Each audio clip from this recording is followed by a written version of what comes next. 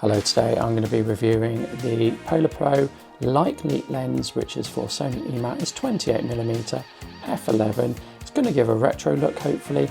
Let's open it up.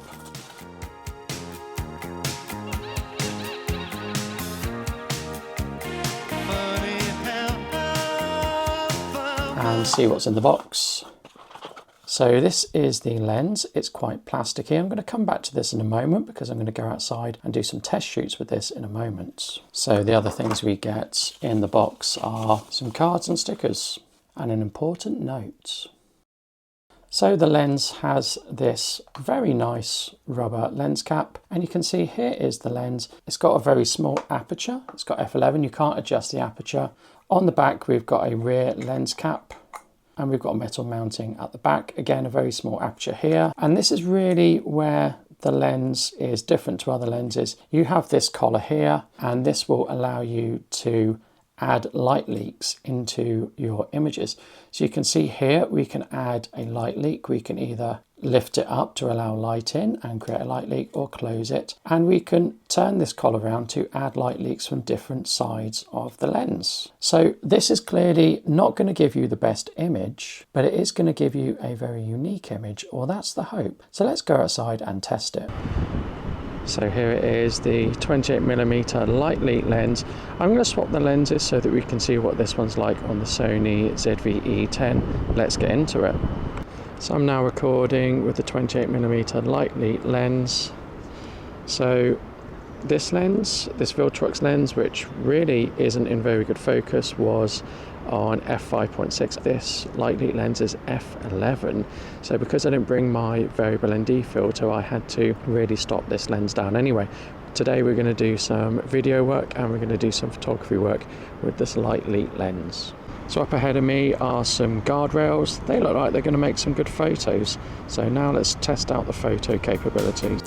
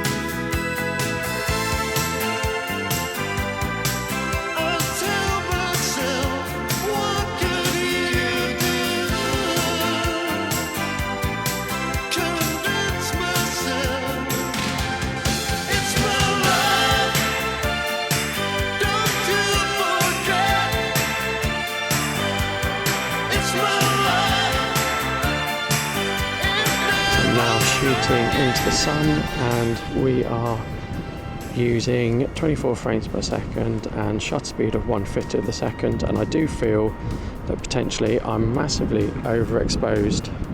So I'm going to now just do some playing about with the light leak aspect. Shooting into the sun, what can I get in terms of light leaks? Let's find out. So this should be giving me a light leak, and then if I turn the light leak off,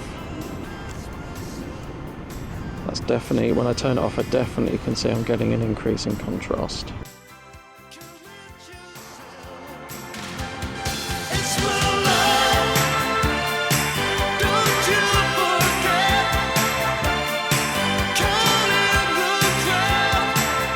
First of all, there's no manual focusing. everything is in focus because it's at f11, and being at f11 it does create its own challenges. So one thing I noticed was I actually had some dirt on my sensor, and I could spot that because I was shooting at f11. I normally don't shoot at f11. The lens cap here is good, it's a nice lens cap. The lens cap here on the rear, it's okay for this, but what I often do is when I'm switching lenses, I take the lens cap off, I put the new lens on, the lens that's on the camera, I put the older lens cap on, so I'm terrible at mixing my lens caps up. But this did not seem to work very well and was not a good fit with my existing lenses. I'm not sure why that is, just didn't work and caused a bit of a problem for me hot swapping lenses. I went out on a day that wasn't that sunny, and I live in the UK and it's winter, so I was never going to get brilliant light leaks. I did find that I liked the look that this lens gave me in terms of photography and video without light leaks. I quite like the old retro look and everything being slightly blurry and so on and so forth. So I did like the look that this lens gave me for photography and for videography in terms of things being a bit out of focus and a bit... There were some images that I managed to get a light leak in, and they were particularly odd light leak. They didn't look how I was expecting them to look. But overall, I'm pleased with the lens. I paid £90 for this lens, which I think is probably about right, but I wouldn't pay more than £100 for this lens. Let me know if you found this video helpful.